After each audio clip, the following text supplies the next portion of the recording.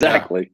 Yeah, exactly. Perfect. All right. Well, We'll be here all day, man. we'll be here all day. This is a LinkedIn Live marathon, my friends. Well, hello, LinkedIn land. Happy Wednesday. Live from two different hotel rooms in Austin. Jim is about, I don't know, about a quarter mile that way, maybe that way. Mm-hmm. But live from Austin. For first of all, welcome everybody. Thanks for joining us. This is maybe our third or fourth in a series where we're trying to highlight enterprise CMO issues, challenges. A couple of these we've had some enterprise CMOs come in and sort of talk about a specific topic.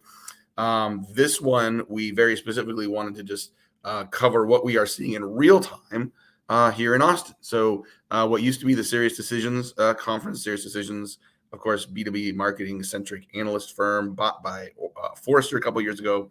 So now the Forrester B2B Summit is the same thing essentially, and it is it's pretty nice, Jim. I mean, like it still feels like B2B reunion.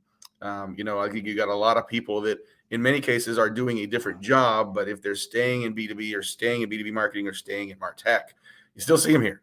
So it's a really great way to very efficiently in a couple days kind of connect with a lot of people, see what they're doing, hear what they're doing. And so I knew that, doing this today on the last day of the session, the event would be a great way for us to kind of reflect on what we have heard at the conference in general, reflect on what we have heard from CMOs as we talk about what enterprise CMOs are thinking about and worrying about right now in this moment, but also how they're responding to their conversations with their peers and what they're hearing at the conference as well. So plenty to talk about. Before I hand it over to you, Jim, to sort of share some of your thoughts.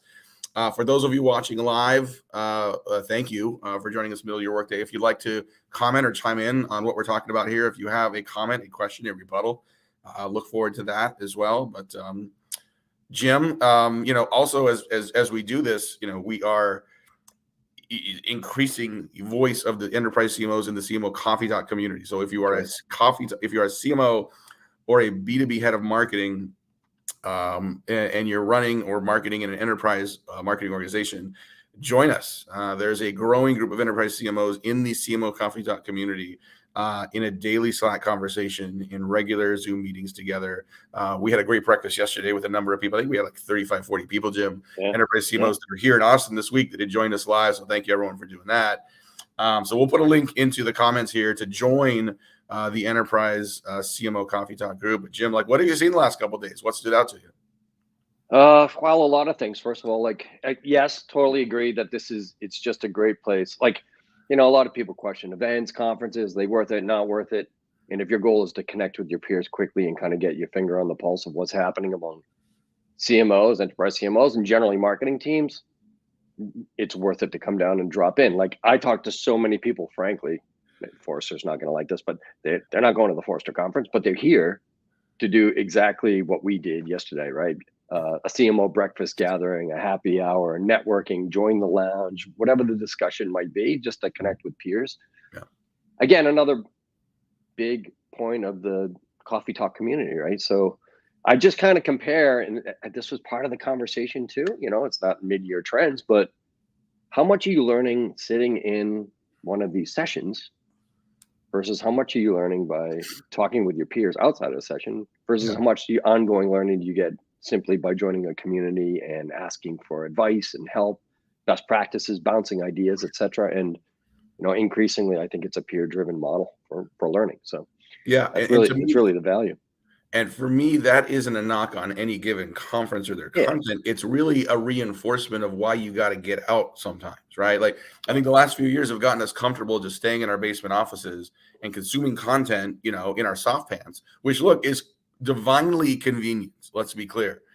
But watching a replay of a session on YouTube pales in comparison to being there, and then as you walk out talking to your peers about what you thought about it, how it relates to what you're doing in your job, how it changes how you think about something you might have to go back and do in your job later this week. And so those human connections that can be fostered and facilitated and continued in a virtual format. There's no getting around what you're seeing here. And I think it'd be easy to sort of make the chat GGP or AI joke on this front, right? I saw what you posted earlier today. I'll let you talk about the wrapper on the building is that, being more efficient isn't always the goal.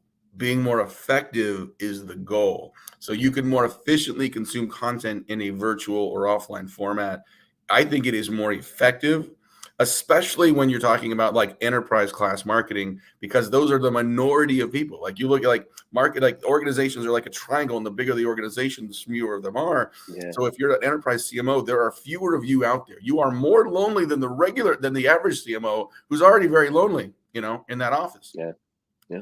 So getting here, and like I think like it was amazing yesterday during the breakfast just to see people get together, and like we had planned on it was gonna be like 7:30 to 9, right? We had to kick people out at 10, right? Yeah. Because the restaurant Exactly. wanted their space back, and people like, no, I don't get this conversation with my actual level peers anywhere.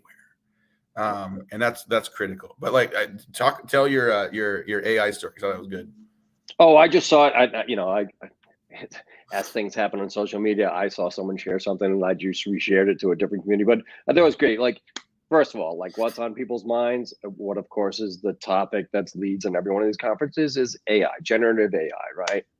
I saw a post before I get to the post I reshared. Like I literally just read one that said AI was mentioned 17 times in the first 17 minutes of the keynote. Like, so what's everybody thinking about, what's everyone talking about, and frankly what is driving some anxiety amongst this crew that we're talking to is, okay, really, what is the transformative effect and what is the revolution, and is that revolution, like, we all see it and we talk about it, but is it actually cascading through teams? Our behaviors changing, our processes changing right away? Yeah. Sure, every one of the vendors here has some AI component to their product, of course, but they might have had that 3 years ago on their website just because the hype cycle we're in. But there's a lot of questions about AI. Anyway, the post I saw I thought was great because it was just a perfect example of advertising that is contrarian in nature, and it was just a picture of a building under construction, and it was wrapped. And on the wrap, it says, "Hey, Chat GPT, finish this building." And then underneath, "Your skills are irreplaceable." Mhm. So, Yeah. like Chat GPT isn't going to do everything for you. So it's not going to finish this building. So I saw that and I thought, okay, A, funny, B, Yeah. true, Yeah. C, it's tapping into something, and I think a lot of people are feeling right now, which is a lot of fear and uncertainty about what all this means. Now, Yeah. having seen a lot, I mean, look, clearly AI and generative AI is going to be transformative in a lot of ways. We have seen this transformation in many cases, Jimmy, in our lifetime, right? Like in my lifetime, I went from information being available primarily in books to it being available from any computer anywhere, right? Yep. And information is the denominator here, right? So like there were statements at the beginning of the conference that I think were, either meant to sort of get us to think about like what this is going to do, meant to kind of scare us into action, like that Google's going away, that our websites are going away. We're no longer going to need websites. And so I think it's on one hand, I'm trying to give people the benefit of the doubt here, Jim. Like it's productive to sometimes go to extremes to get people to sort of think about something and take it seriously. Yeah.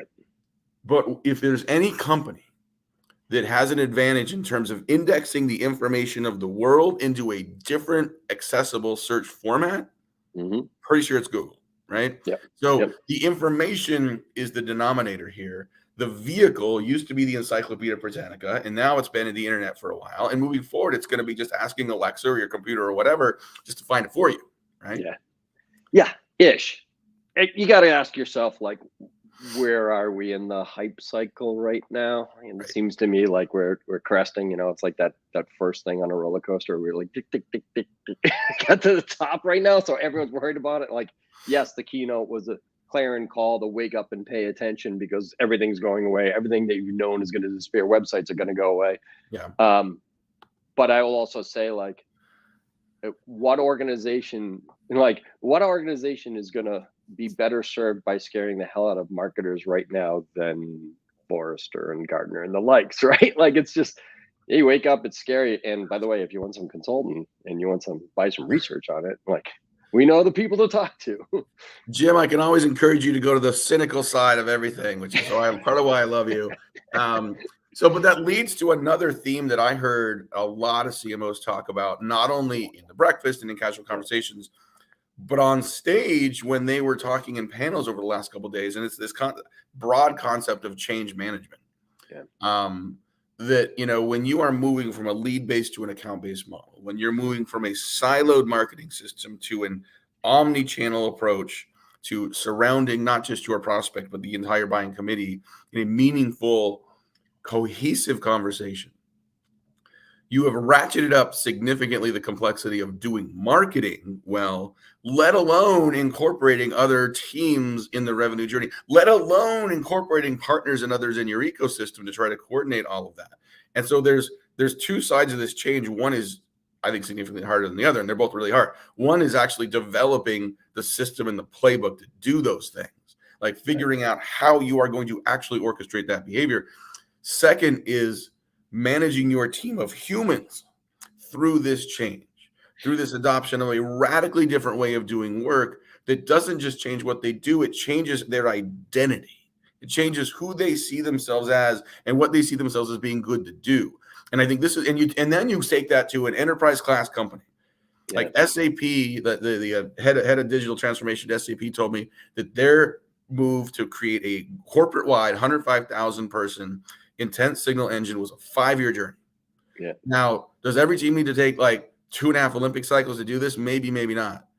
But I think it reinforces that this is not a quarterly initiative. This is not a short sprint. Right. And so to embrace that complexity and to be willing to have the courage to make that commitment and have the discipline to stick with it and to make sure your board and everyone else is on board to get there as well, the future outcome is phenomenal. The process can be a challenge. And so that's, there are some examples, there are some works in progress, but a lot of people working through that right now. Yeah, for sure. And it's, very similar to like, that image I just described, like, hey, ChatGPT, move me from a MQL to a buying committee process. Yeah. It can't do that, right? Yeah. It requires people to do that and a lot of time and effort. And I actually think that is for me, that is probably the thing I heard the most at the conference about this move to buying committees, right? This idea from like, the transformation of engaging with a single buyer to like actually branching out an account and having defined playbooks running against it and buying intent signals to understand what's happening, kind of the underlying growing interest and sharing of content within an enterprise organization, which is super interesting. I know you posted a bunch of really interesting statistics around this, and that was the more practical conversation that I heard in sessions today. Yeah. One of those stats that I thought was really compelling to me, and again, I'm pulling this from other people that are pulling it in their QBRs and sort of analyzing their data. And I've seen a version of this in now 3 places in 3 different companies. But the stat I'll use is that if you can get at least 6 members of the buying committee actively involved in the deal, your win rate's double. Now, for those of you that are struggling right now, like it's, late spring of 2023, and if you, like many of us, are seeing lower win rates, longer sales cycles, how do I fix this? It is not making more calls. It is not, shock and awe campaigns to try to get your process to buy right now. Go in and don't forget your technology for a minute. Like, go look at your late stage deals that are stalled. And go in and tell me how many, not how many people have been on an email from 4 months ago. How many people are actively engaged in the opportunity right now? Right. It's, in most cases, it's half or less. Because you've got that one tip of the spear you're working with. It's so much easier just to keep going with them and not invest in building consensus with the rest of the group. And yet we're seeing more and more data points that indicate your work to build that consensus, your work to orchestrate that buying committee and get them actually engaged is what's going to get the deal done. And what's beautiful about that is, like, literally, like, you finish this call, go call your sales team, identify those 5 deals that are stalled right now, and just go in them and say, like, listen, it's an amnesty hour. Doesn't matter what's going on, but like, doesn't matter who I don't care about. There's no blame. Do whatever. I don't care. But like, what's missing in this engagement, and how do we go find them and get them engaged now? Right. I mean, that's something you can do right now that can impact June deals. Yeah. Right. And if you're selling tech and you're selling to an enterprise or to a business, at least one of those buyers had better be someone in finance right now. Right. Like they're involved in every deal. Like you may think you're selling to some other buyer persona, but in the background lurking is a CFO with a sharp red pen. I I had two different conversations last night at the conference concert. Hence why I can, you sound like I got a fry in my throat. Oh, I thought you might have been maybe catching something. Yeah, no, that was last week. I spoke and you couldn't hear me, and that was because I was sick. Now I just have been talking too much. But like we're talking about procurement, right? Which is the sales prevention department. And this guy's like, yeah, I really, I think I got a couple buyers, and he was doing the work to orchestrate. Like he's got the head of Martech involved, he's got the CMO involved. Everyone really wants this. He's talking to a company that we do work with, and I'm like, I want to prepare you for the procurement process that you're about to go through, right? And so what we discussed is saying, like, in most companies don't want to put you through procurement until you have like basically secured the deal. Like one strategy to consider, guys, and this is a tactic, is like if you want to lean in with the prospect and say, listen, I know we're not guaranteed to get the deal, but let's start procurement now. Like I will invest my team and resources to become an approved vendor, which is usually a separate process from reviewing, redlining your actual SOW. Let us get vetted as an approved, trusted vendor. We will do that now. It'll shorten the time it takes for you to actually get started and get paid. It's an investment on your part, but right now, like especially like procurement processes are taking longer because there's more people involved in vetting. Do we really need this? Do we really need to spend money on this? So doing that now, finding where you're going to get a hiccup and getting your advocate buyers involved in that conversation so that they're literally going back. It's not you asking procurement to go fast. It's your buyer saying like, hey, speed it up. We need this now. Right. Mobilizing the champions more important than ever. Exactly. For sure. Exactly. I know, what else did you hear yesterday morning, especially at the breakfast? It seems like those were some of those real-time challenges and reactions to the event. Yeah, well, it's interesting, kind of there was this little bit of an underlying conversation about whether or not, like if Q1 was, oh my God, everything's changed, the market's really tough right now, pull back on budgets, pull back on resources, be more efficient, whatever you want to call it. Yeah. I'm wondering, is it after we approach Q2, whether some people are seeing some easing of that? Like as marketing, head of marketing, you pulled back more conservative, and now you're getting to the halfway point, and people seem like they're starting to realize, what are my plans for the back half of the year, right? Like I've gutted some programs or whatever, and they're like, there's a conversation happening about, oh, did we go too far on that pendulum? Yeah. Because we need to set up the back half of the year, and a lot of people are talking about next year would be a better year. Like maybe next year will be better. If you pull back too much over the course of the year, are you setting yourself up for success in 24 or not? And some people are having that conversation right now. Well, yeah, and it's it's the reality of budget management in some of these cases where you say, listen, like, we need to extend our runway. We don't know what's coming. So when we don't know what's coming, we try to get more conservative. And like in some of those cases, like the fear or uncertainty of cash and money and revenue starts to trump like the impact this will have for us in quarters in the future. Like if you're not every enterprise has a long, complex B2B cycles, but like, if you're doing a 6, 8, 12-month sales cycle and you stop generating leads now, if you stop generating pipeline in Q2, your Q4 is going to suffer, right? Your Q1 of next year is going to suffer.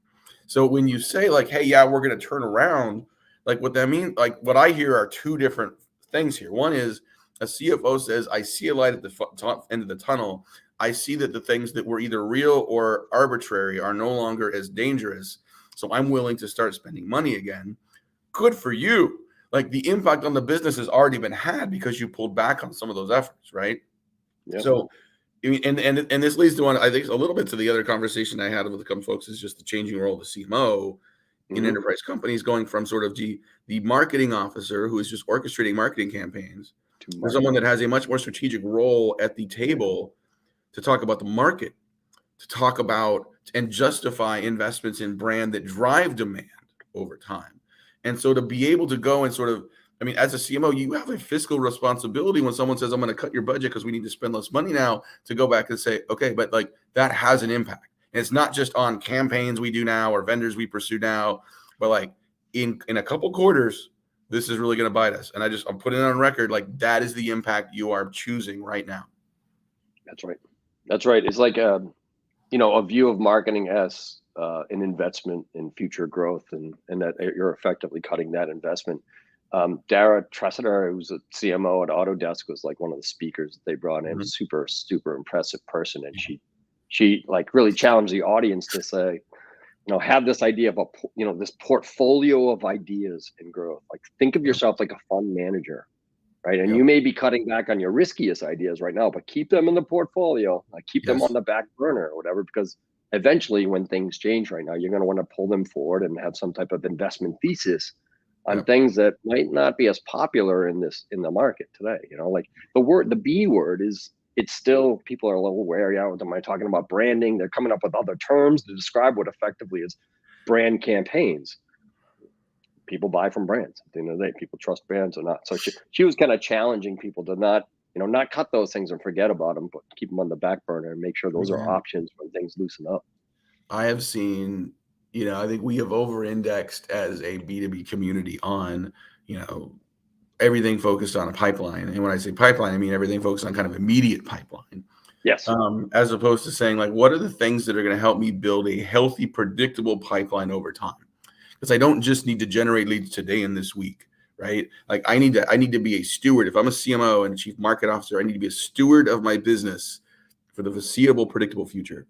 Yeah. And brand investments are 100% part of doing that. And there's a variety of ways you do that, right? I mean, some of that is having a clear position. Some of that is just pure straight up advertising, right? Like, get your name out there so people recognize your name attached to a problem or specific unique position. Some of that is what a lot of companies are in B2B are doing, continue to do. Like, you see companies in our space at this conference on the sleeves of PGA players, right? On the side of Formula One cars. I mean, this is real, right? And that's costs a lot of money, but like, it creates an aura where people know you and they think know of you. And like, when you get into the considerations that, are you going to buy software because it was on the sleeve of your favorite golfer? No.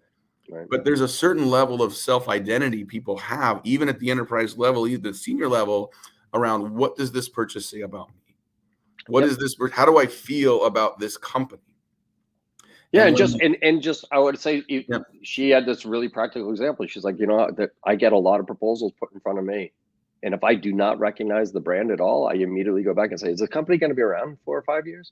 What are we investing in here? This is a journey. Is it going to be around? So she's like, it is an investment in demand, in revenue, and in short-term decisions, right? So she's just telling people to be wary of that and keep that under consideration.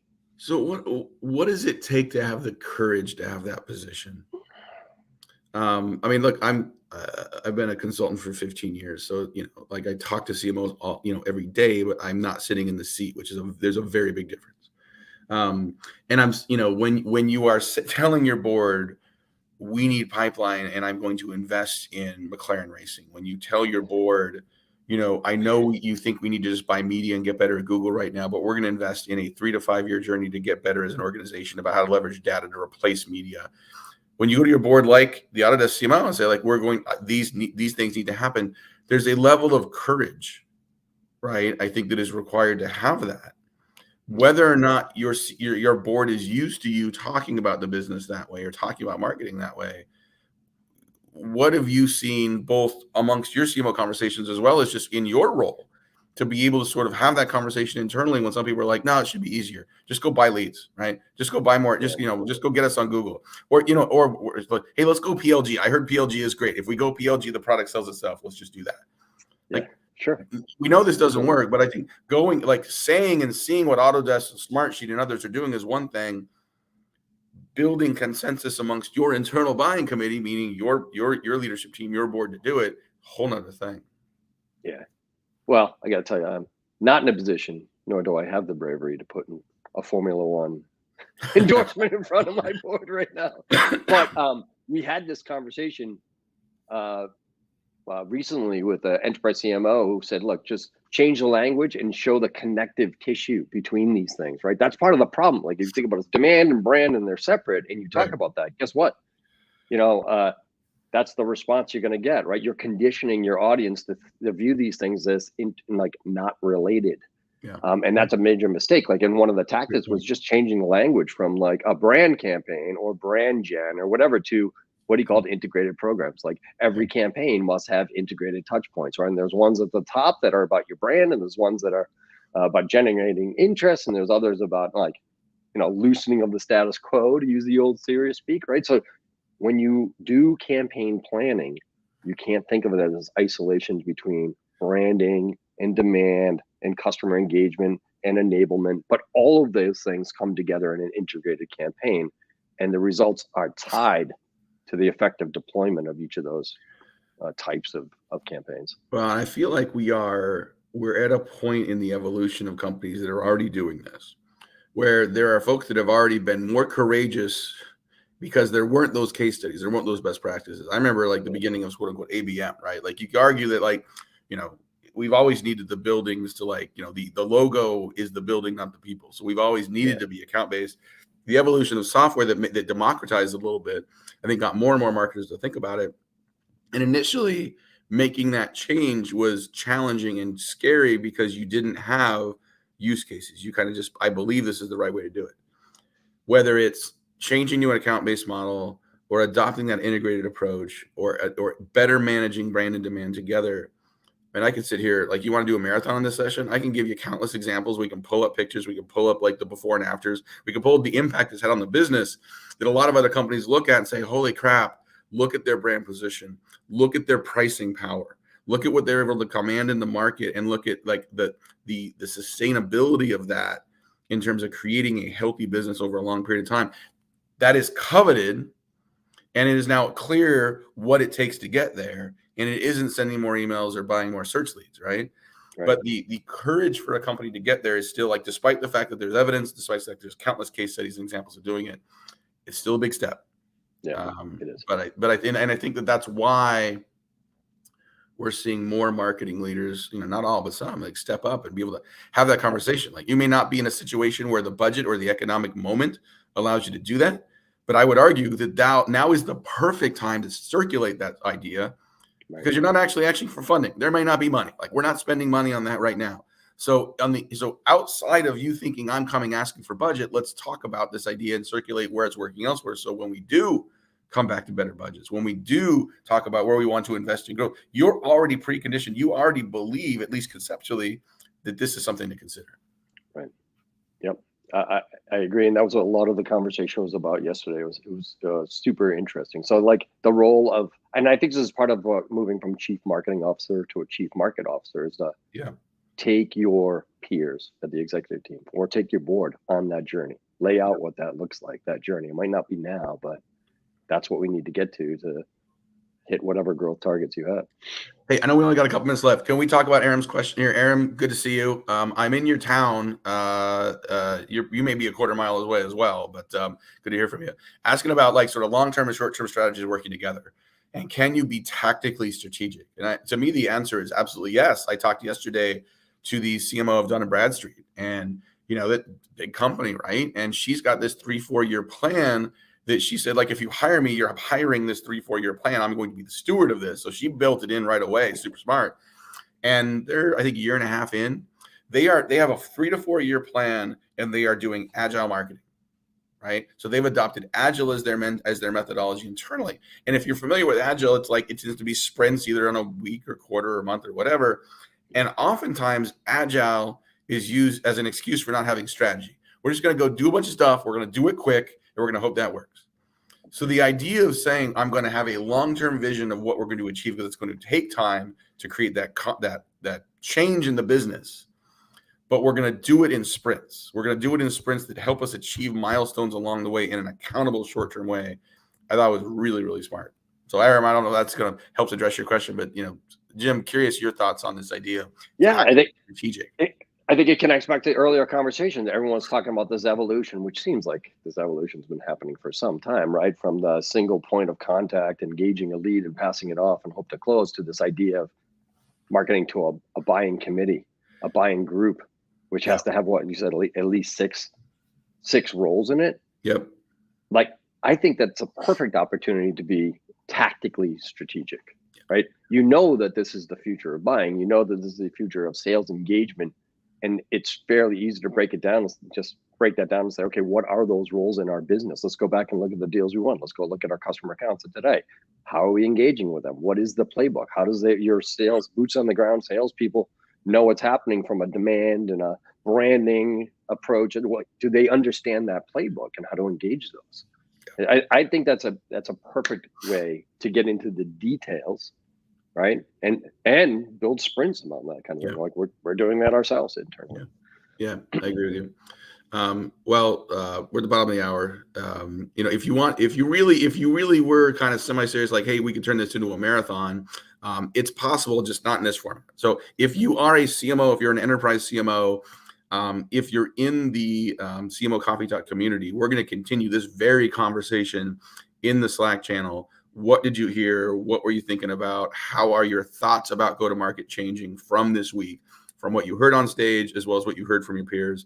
We'll continue the conversation there.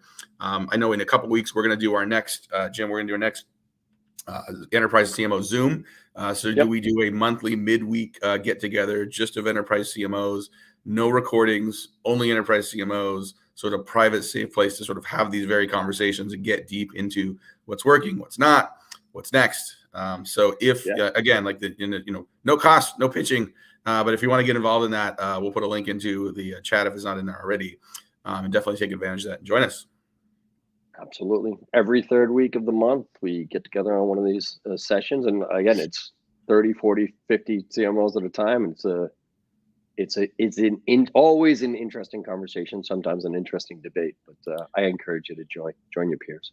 Well, one of the reasons I like those being we don't record them is you get a group of people that can come and be vulnerable, right? You've got these smart, super successful enterprise CMOs who, like a lot of us, are sort of trying to figure out what's working, and the path forward is never clear, right? Yeah. So to be able to compare notes with your peers and say, like, here's what's working, here's what's not, here's what I'm afraid of, here's the challenges I have in communicating this to the board. I've communicated to the board. I got commitment when I got hired, but halfway in, everyone's wondering, is it really working? I mean, these are all the things that you sort of have conversations around. So I don't know where else, like in a safe, trusted place, you could do that, but. Definitely take advantage of it. Jim, as always, good to see you. Share a beer or two. We don't get to do it often enough, but safe travels home if I don't see you from 100 feet that way or wherever you are.